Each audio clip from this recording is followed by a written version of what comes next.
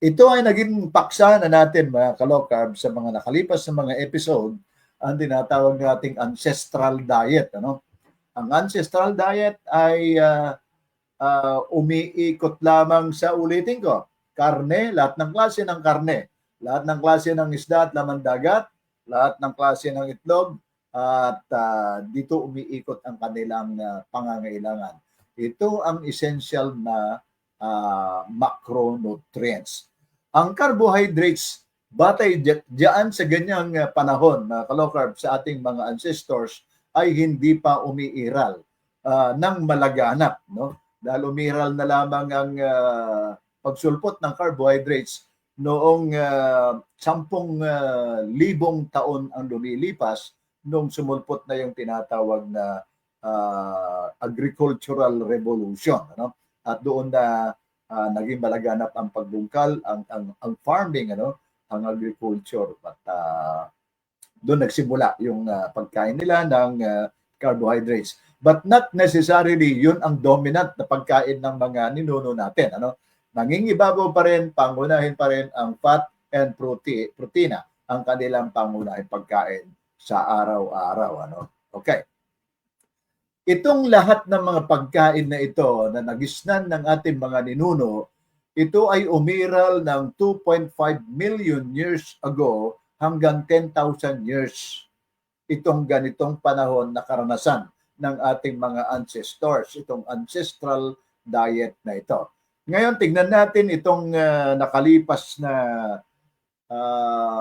sa ating nakalipas na mga episode, yung pagputok ng Industrial Revolution noong 17th century ay ibinukas niya ang mass production ng tinatawag na mga manufactured and processed foods, at ito ay nangibabaw na sa buong mundo kalaunan hanggang sa kasalukuyan. So ang ating tatalakayin ngayon mga ka-low-carb ay bakit at paano nangyari na nabago ang dating ancestral diet na tinatawag na nakatuon sa karne at mga taba, ang mga pagkain ng ating mga ninuno. Ano ang nangyari at bakit nabago ito, nabaliktad ito? Iyon ngayon ang ating sentro ng ating paksa na tinatawag na panlilinlang. Ano? At ipakikita ko mga ka-low-carb ang framework ng ating discussion ngayon sapagkat iikot dito sa ating kwentuhan ngayon itong nasa larawan na ito na nasa visual, ang tinatawag na food pyramid. No? Kailan umiral ito? Sino nagpakada nito? No? At bakit hanggang ngayon ay itinataguyod ang ganitong structure ng pagkain. Ano? Kung titignan ninyo mabuti ang structure na ito ng food pyramid, sa ilalim niya ay mga carbohydrates. Ano? Mga tinapay, mga cereal, mga butil, at dito sa gawing kanan ng pyramid ay mga noodles, mga pasta, at mga processed seed oils. Ano?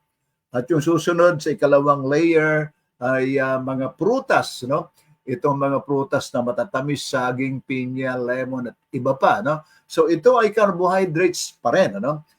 Itong mga tinapay, pasta, butil ay carbohydrates na nako-convert ito into sugar, no? Ito namang mga prutas na ito sa ikalawang layer ng structure na ito, mga sugary fruits yan. Iyang matamis na content ng mga prutas na yan ay fructose kung tawagin, at yun ay asukal din. Ano? At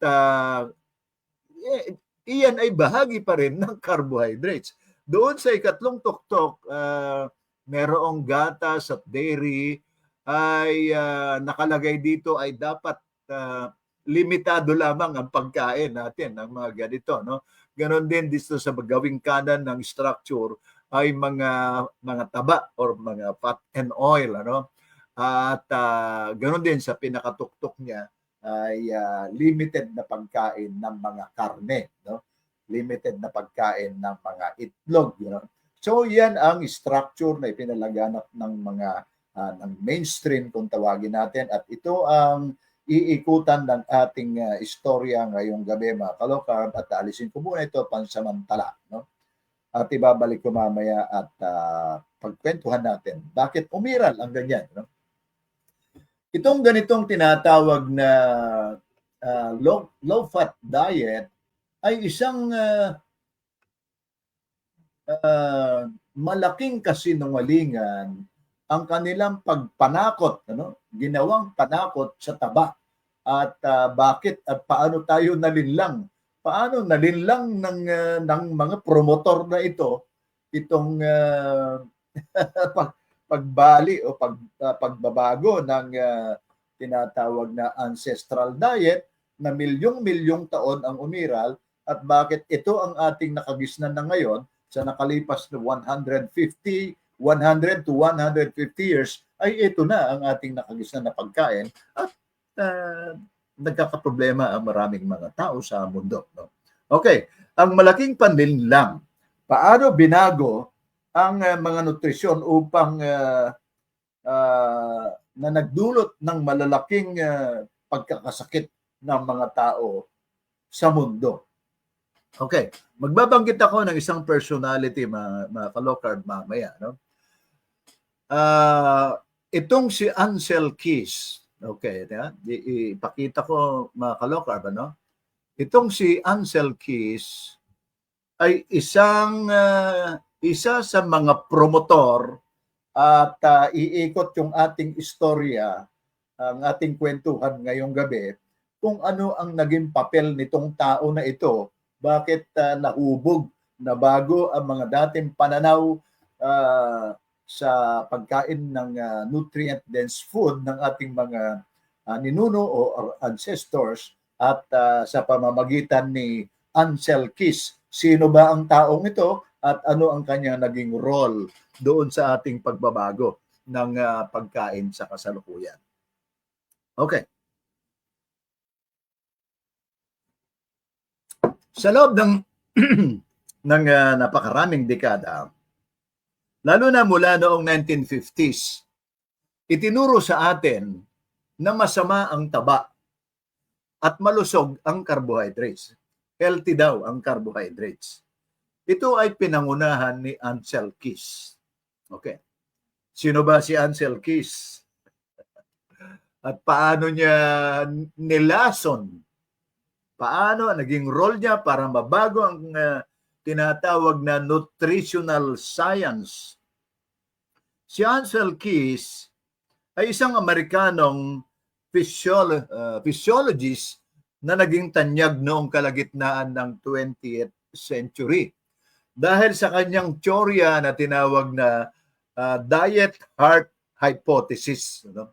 Yung kombinasyon ng diet heart hypothesis, at ito yung esensya ng dapat huwag kang kakain ng taba dahil magkakaproblema ang iyong puso. Yeah. Yan ang ideya ni Ansel Keys ng pagkain ng mga saturated fat ay direktang sanhi ng heart disease. Ito ay isang palsipikadong teorya. Unahan ko na, mga kalokar. Ang teorya ni Ansel Keys na diet heart hypothesis ay isang palsipikadong teorya na itinulak gamit ang mga balubaluktot na mga datos niya. Okay. Magsimula tayo ng 1955. Ang taon na ito, mga kalokar, ay napakalaki, ang isang worldwide issue ang naganap,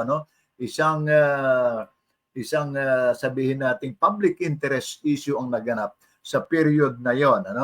Ang dating US President, si Dwight Eisenhower, ay nagkaroon ng massive heart attack noong 1955. Ginamit ito ni Ansel Keys upang higit pang ipanukala ang kanyang diet heart hypothesis. Matapos ma-ospital si Eisenhower, mga kalokar, isinulong ng mga medical community ang low-fat at low cholesterol diet. Alinsunod sa paniniwala ni Keys na ang saturated fat at cholesterol ang sanhi ng heart disease. Binaliwala nila ang mga tunay na salarin, at ito ang kabilang dyan ang stress, smoking, at mataas na carbohydrate consumption. Si Eisenhower mismo ay sumunod sa low-fat diet, pero patuloy ang pagbagsak ng kanyang kalusugan. Patuloy na bumababa ang kanyang cholesterol level, pero nagkaroon pa rin siya ng nasundan ng kanyang heart attack na ito, mga ka-low carb, hanggang sa kanyang kamatayan noong 1969. So hindi umepekto, hindi tumalab yung tinatawag, yung tsorya, yung peking tsorya ni Ancel Keys na hindi na kumakain si Eisenhower ng mga taba, pero umiksi pa rin ang kanyang buhay. Isang patunay lamang na mali ang tsorya ni Ancel Keys. Dahil hindi naman natigilan, hindi napatigil ng low-fat diet ang heart disease ni President Eisenhower. Ginamit ito ng media at ng medical establishment ang kaso ni Eisenhower. Pinalobo nila, pinalaki nila. Ang tawag dito sa media community ay sinalsal na istorya, upang higit pang ipalaganap ang fat is bad. So naging slogan yan, yung mga narrative na ganyan, na naging batayan ng mga peking dietary guidelines na sumira sa kalusugan ng buong mundo. Noong 1956, 1 year after na magkaroon ng massive heart attack si Eisenhower, nagsimula si Keys na lumabas sa media, kabilang ang isang segment sa Time magazine upang ipalaganap ang ganitong tsorya na ang saturated fat ang sanhi ng heart disease. Kaya noong 1958, sumunod na 2 taon, merong inimbentong pakana itong si Ancel Keys. Ang tinatawag niyang 7 countries study. Kung pamilyar ang mga ka-low carb dito, merong tinatawag na 7 countries study na inikot niya ang 7 bansa at di umano ay nag-aral dito, ni-research niya na pinapatunayan na ang itong bansang ito ay nagko-contribute ang fat doon sa mga problema sa puso. So, dito nagsimula ngayon ang malaking panlilinlang dito sa diet heart hypothesis. Isa sa pinakamalaking dahilan, tinatawag na low-fat propaganda, itong 7 countries study ni Ancel Keys. Isang study ito na nagsimula ng 1958, umabot ito ng hanggang 1970 para patunayan ang kanyang tsorya at hypothesis na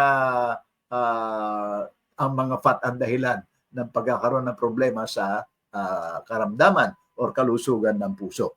Ngunit, ito yung problema dito sa ganitong research ni Ancel Keys.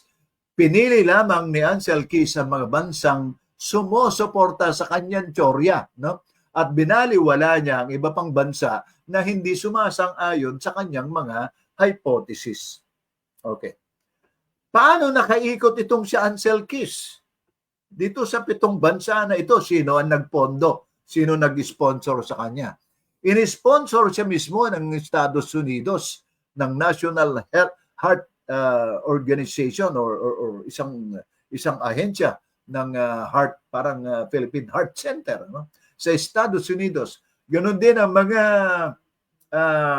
grupo sa tinatawag na Lung at Blood Institute, Ganon din ang nag-contribute din dito, in-sponsor din siya ng World Health Organization or WHO, At higit sa lahat, in-sponsor din siya ng mga food industry, ng mga pharmaceutical companies na may interest sa ganitong pagpapatupad ng low-fat, high-carb diet. Okay. So makikita natin dito ang motibo nitong mga tawagin kong magkakasapakat, magkakasabwat. Ano-ano mga bansa ang kanyang inikot? Kabilang dito, syempre, number 1, yung United States, yung Amerika. Ang pangalawa, the Netherlands. Ang pangatlo, Finland, Yugoslavia, Italy, Greece. At ang pampito ay ang bansang teka.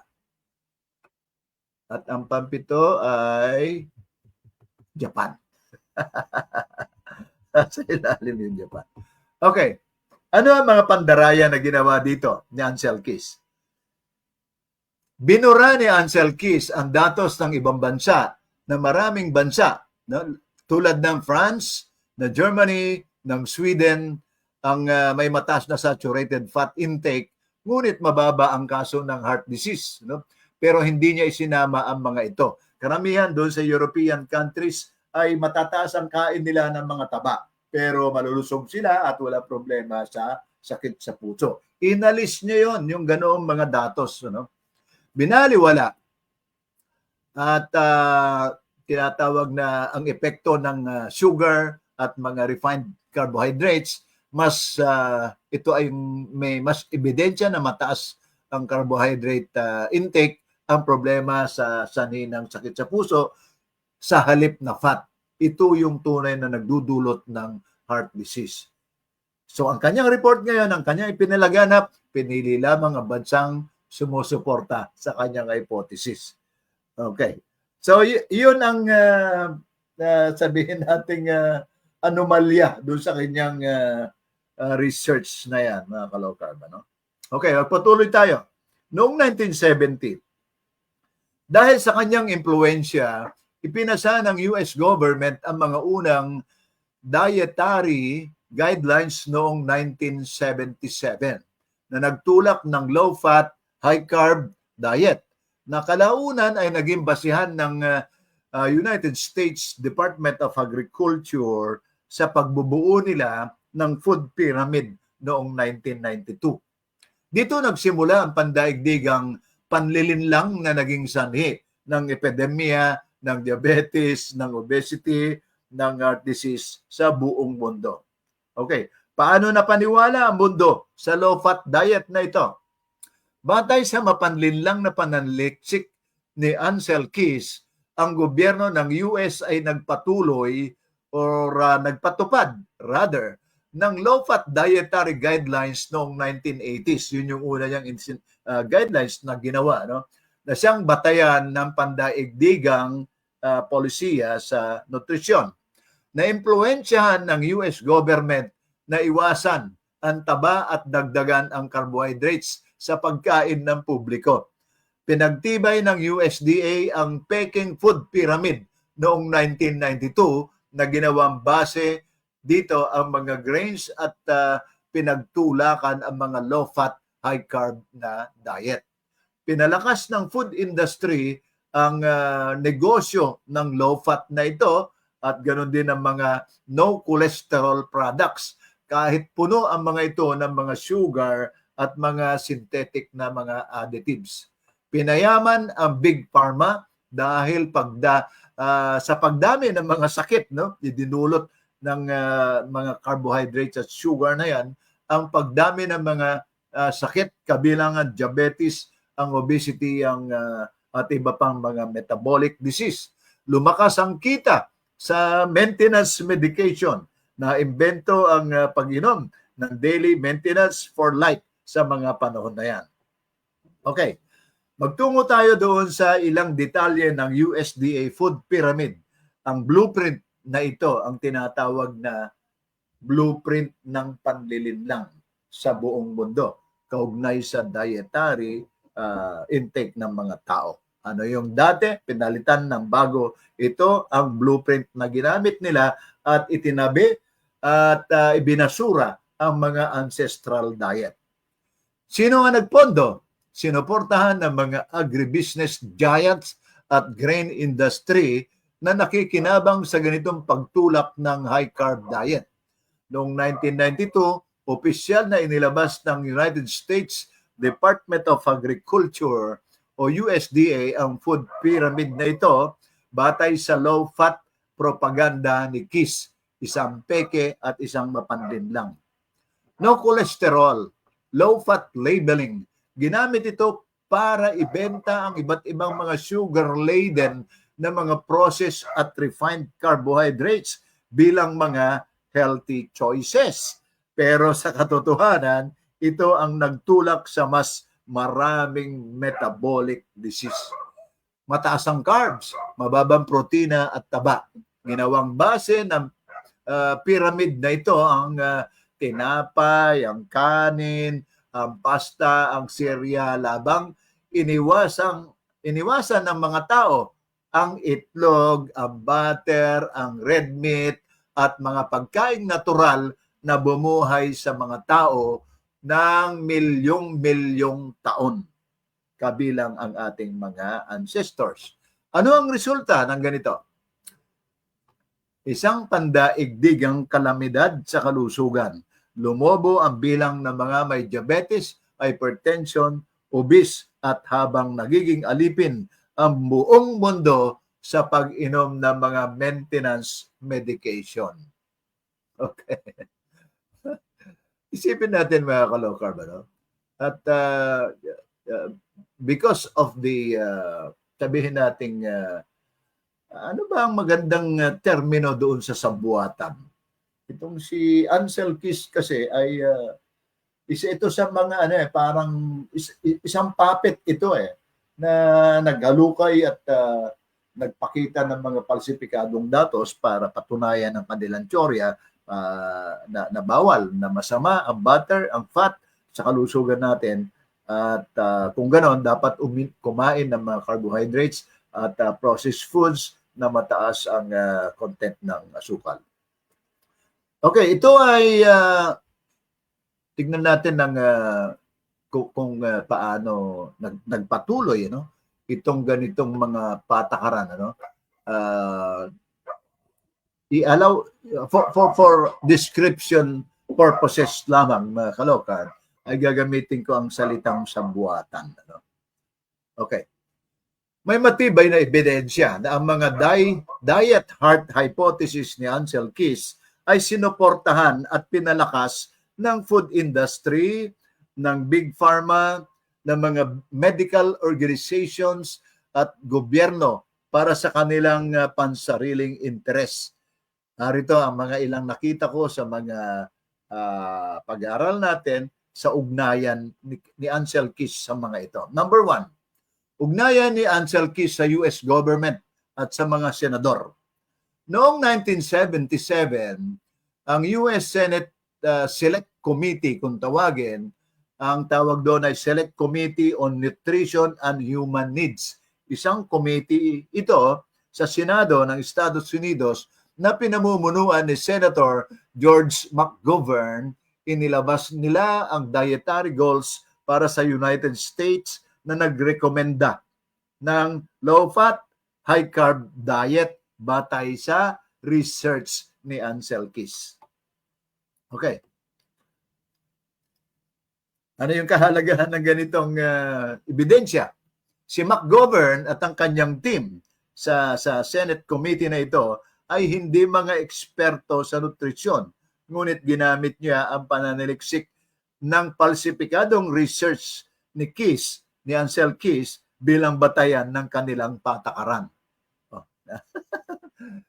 Asan doon, ang tawag nga ng iba dyan ng mga kritiko, ng mga tiga-observer, ay conspiration, conspiratory, ang tawag dito, may konspirasyon, may conspiracy itong mga grupong ito, conspiracy ni Keys, ng mga senador, ng mga government agencies, ng mga food manufacturer, ng mga big pharma, at ng government agencies, kabilang diyan ang USDA at international organization, yung World Health Organization. Okay. So dahil doon sa ganoong mga research ni Keys na inayuda ni McGovern, ni Senator McGovern, kung ganon, napagtibay nila noong 1980s, yung una nilang guidelines, inilabas ng USDA ang kanilang dietary guidelines, at ipinakadiin-diinan dito yung tinatawag na low fat, dapat ang ating pagkain, at high carb. Kaya ako sinasabi sa mga nakalipas sa mga episode, mga ka-low carb, ito ang mga ideologues ng low fat, high carb diet. So sila ang mga promotor, sila ang mga nag-isip nito, sila ang nagpakana at nagpalaganap ng ganitong mga ideolohiya. Anong resulta ng ganito? Milyong-milyong Amerikano at sa buong mundo ang nalinlang at napunta sa unhealthy processed food. Okay. Ano naman ang pakinabang? Napakinabangan dito na food industry, no? At tinatawag nating lalo na yung mga matataas ang sugar na mga pagkain. Noong 1965, merong inilabas na Sugar Research Foundation ang mga Harvard scientists. Ang tawag nila rito ay SRF, no? Sugar Research Foundation mula sa Harvard, no? Nagbayad ng Sugar Research Foundation, ang tawag sa kanya ngayon ay Sugar Association, ng $50,000 sa Harvard scientists upang siraan ang taba at isisi ang heart disease sa saturated fat sa halip na asukal. Lumabas yan noong 1965. Isa sa mga kasabwat, sino? Si Dr. Frederick Stare. Ano kaya ang pronunciation dito? Stare o Stare, no? Ang bigkas dito ay Stare, no? Ito ay galing sa Harvard, isang malakas na taga-suporta ng low-fat guidelines ng USDA. Anong ebidensya? Noong 2016, natuklasan sa isang lumang internal document ng sugar industry na ang pag-aaral ay inisponsor para ilihis ang sisi mula sa asukal patungo sa taba. So binuhusan nila ng pondo itong mga grupong ito para baliktarin ang katotohanan, baluktutin ang mga tunay na sanhi ng mga problema. Okay. Anong resulta ng ganito mga padilinlang? Ang mga cereal companies tulad ng Kellogg's, naririnig nyo ito mga ka-low-carb, ang Nestle, ang Quaker Oats ay sumakay sa low-fat hype, kaya nauso ang low-fat, high-carb breakfast na puno ng asukal. Hindi ba? Maging mga tayo dito sa Pilipinas, sa halip na itlog, kanin at karne or bacon o gulay ang ating kinakain, ay mga cereal na mayroong gatas o tsokolate ang kinakain natin. Dahil dyan, sa ganitong mga propaganda ng Estados Unidos sa pangunguna nitong mga food manufacturer na ito. Ano naman ang pakinabang dito ng mga big pharma? Ang mga nagpayaman dahil sa pandaraya ng low-fat movement na ito.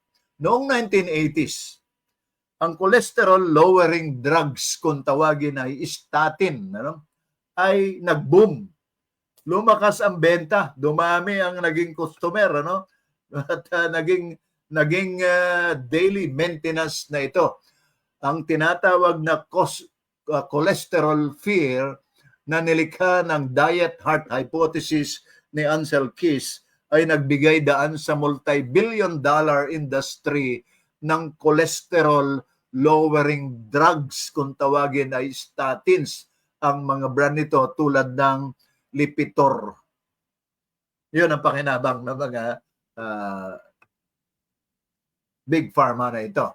Ano ang halaga ngayon sa kasalukuyan ng statins industry? Ano ang value nito ngayon? Sa kasalukuyan ay umaabot na ito ng $20 billion kada taon ang kita nila para sa mga sakit, para sa gamot na ito, para daw pababain ang kolesterol. Kawawa ang mga pasyente. Kahit maraming pag-aaral ang nagpapakita na walang kaugnayan ang kolesterol sa heart disease, patuloy na iniinom ito ng mga tao ang statins dahil sa takot na nalikha doon sa research ni Ansel Keys at kanyang mga kasabwat. Ano sinasabi ng mga tinatawag na American Heart Association ng mga period na yan? Ang American Heart Association binayaran para i-promote ang low-fat diet. Noong 1948, mga kalokarb, ang American Heart Association ay ayaw nila, tinanggihan nila yung low-fat theory ni Ansel Keys. 1948 yon. Subalit noong 1961, biglang sinuportahan ng association ng American Heart Association ang low-fat diet at isinulong nila ang cholesterol is bad narrative. Bakit? Kasi nakakuha ang ang American Heart Association ng $1.7 million donation mula sa Procter and Gamble. At ito ang mga tinatawag na kumpanya sa pagpapalaganap ng mga vegetable oil or meron silang brand, Crisco vegetable oil. Anong layunin nila rito? I-promote nila na ang vegetable oils kapalit ng animal fat tulad ng mantika, ng tallow at lard ay mas healthy daw itong tinatawag na vegetable oils. Okay. Ano ang resulta nito, mga kalokarb?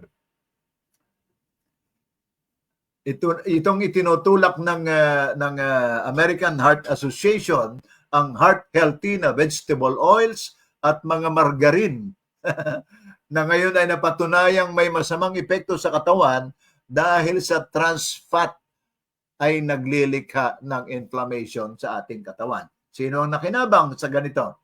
Malalaking food corporations tulad ng Nestle, ng Unilever at Procter and Gamble.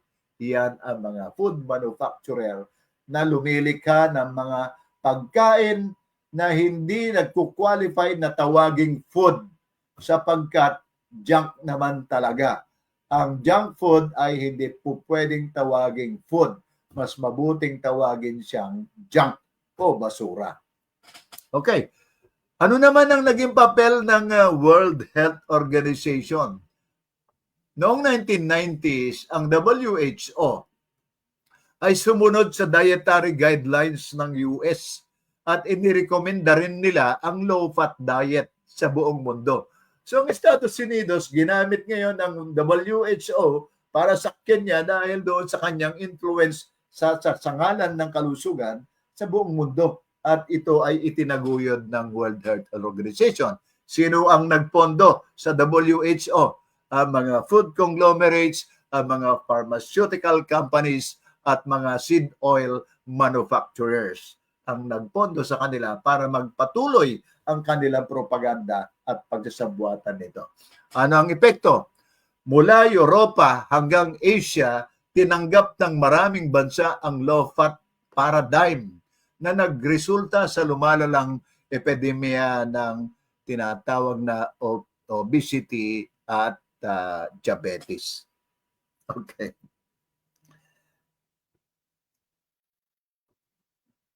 Kung ganoon, mga kalukarb, ano ang maaari nating i-conclude dito sa ganitong background ng pagbabago ng ating ancestral diet na million years na umiral dito sa loob ng nagsimula lamang ito noong 1950s ang ganitong mga pakana ni Ansel Keys kasabwat ang mga iba't ibang mga government officials at mga ahensya ng gobyerno at mga institusyon.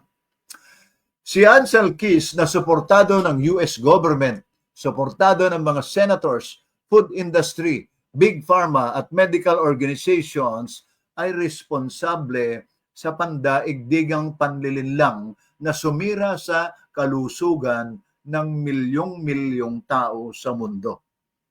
Dahil sa Peking diet heart hypothesis nito, ang natural na masustansyang taba ay pinalitan ng processed food, ng seed oils, ng refined carbohydrates na siyang totoong sanhi ng heart disease at metabolic disorders.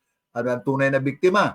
Tayong mga ordinaryong mamamayan na pinaniwala sa kasinungalingan at ginawang palaasa sa pag-inom ng mga gamot at maintenance kada buwan. Okay.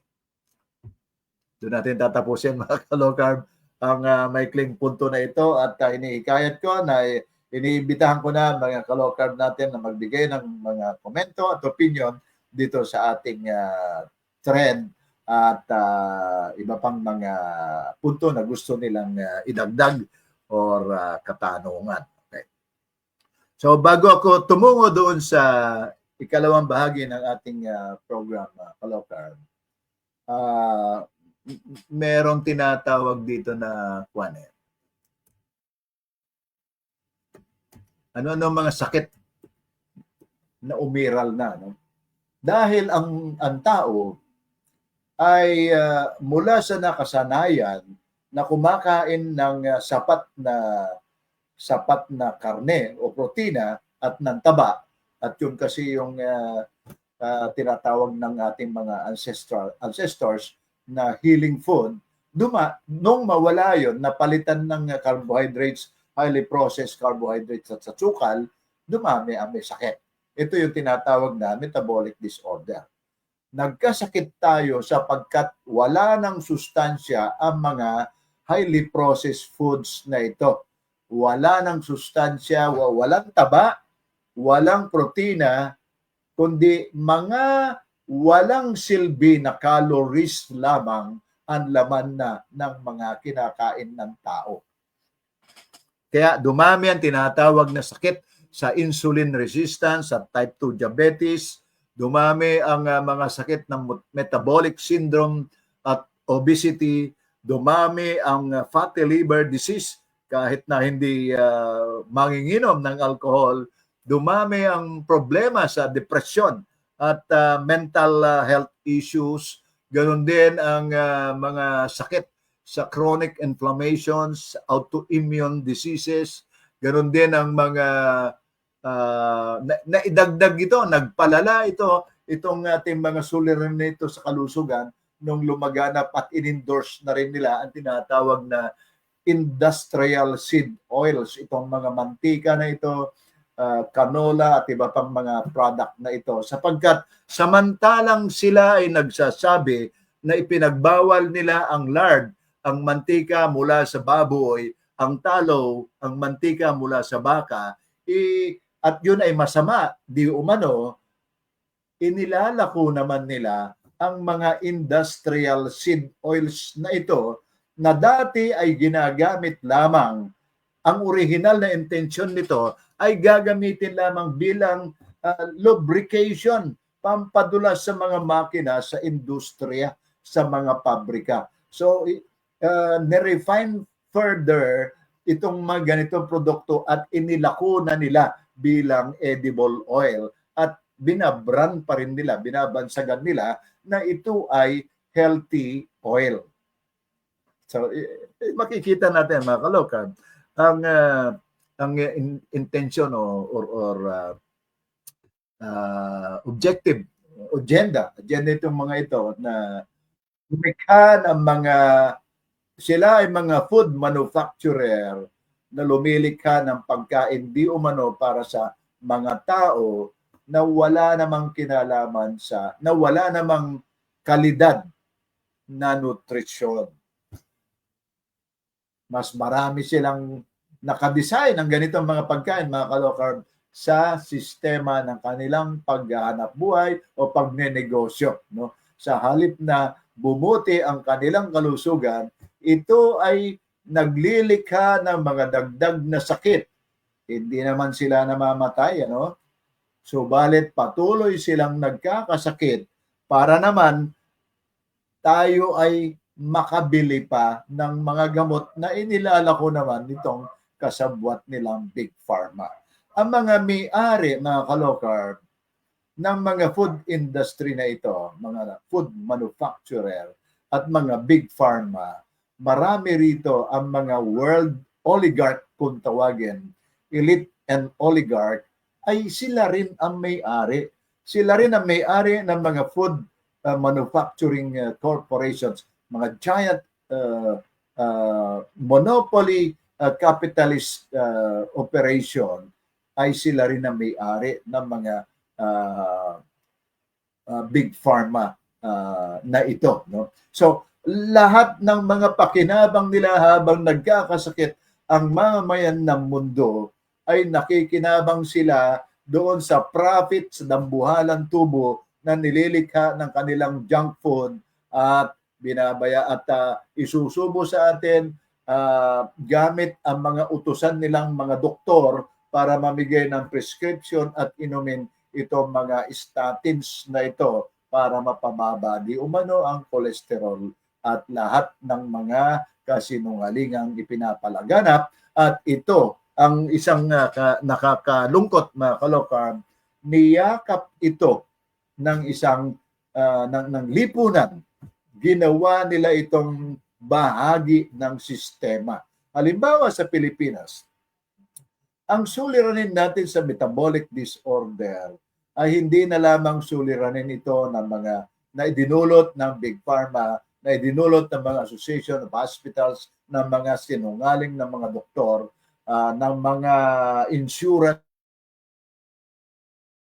tulad ng PhilHealth, kundi ito ay suliranin mismo na nilikha at tinotolerate ng gobyerno, in particular ang DOH, ang Department of Health sa Pilipinas.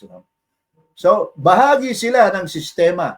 Iyang sistema na yan ay hindi nagbibigay ng kalutasan para maibalik natin ang tinatawag na nutrient-dense food sa kamalayan ng publiko.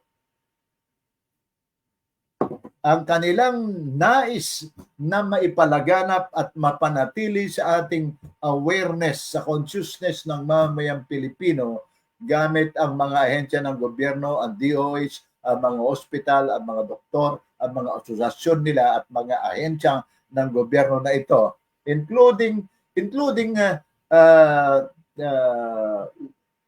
sabihin nating legislative branch of government at maging ang mga local government units ay bahagi yan ng sistema na ipagpatuloy ang kamalayan at pananakot nila sa publiko na ang fat, ang taba ay masama sa puso at huwag kumain para magpatuloy na tumubo na maghakot ng dambuhan ng tubo itong mga big pharma at mga food industry. At ito ay walang silbi kung ganon, mga Ka-Low-Carb. Ito yung ipinapalaganap naman natin dito sa Life Without Rice movement. Hindi po pwedeng hanggang advocacy lamang tayo, mga Ka-Low-Carb. Isang mabuting hakbang, isang mabuting gawain na tayo ay nag-a-advocate. Subalit kailangan nating tumbukin ng pinakaugat din. No? Ang pinakaugat ng ganitong pag-iral ng pananaw na masama ang fat sa kalusugan ng tao ay pinagpapatuloy, itinotolerate ito ng sistema ng pangkalusugan. Ang tawag ko dito ay mainstream healthcare system.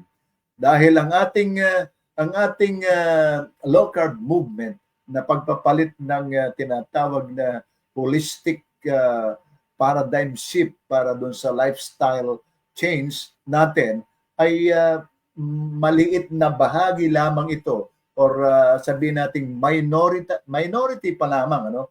So kailangan natin itong i-mainstream din, ano, at i-challenge itong sistema ng mainstream healthcare system na inutil, walang silbi sa mamamayan, sa kalusugan ng mamamayan, itong mainstream healthcare system na ito. I-challenge natin ang kainutilan nito na walang silbi ito. Ang merong maibibigay na kalutasan para malutas, ma-reverse ang mga diabetes, ang hypertension, ang obesity, ang fatty liver ay low-carb diet program.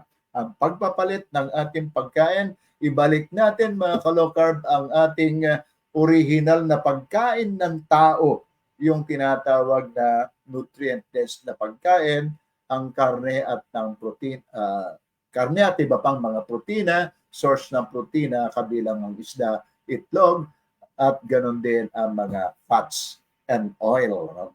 Dito sa fats, ang pinakamahalaga sa atin na tutulong sa ating healing process kapag tayo ay merong metabolic disorder ay ang pagkain ng fats and oil. Ano? Ang pinakamahalaga dyan, ang fats mula sa hayop, animal fats. Yung lard, kung tawagin natin ay yun yung mantika mula sa baboy at yung tallow mula sa mantika naman mula sa baka. No? At maging ang mga oil mula sa poultry katulad ng chicken skin, yung mga oil nito ay higit na superior ang kalidad at nutrients kumpara sa iba pang mga oil. Bagamat mahalaga rin mga kalokarb na isama natin dito sa healthy fats kung tawagin ang coconut oil. Ang lahat ng klase ng coconut oil, huwag kayong masyadong particular sa brand. Basta yung coconut oil, maglagay ka ng konti sa baso, lagay mo sa rep at nabuo. Yun ay legit. No? Ganon din ang mga butter, ganon din ang olive oil, ang avocado oil, yan ay bahagi ng mga tinatawag nating healthy fats. Ang lahat ng mga ito, mga ka-low carb, ay healing food.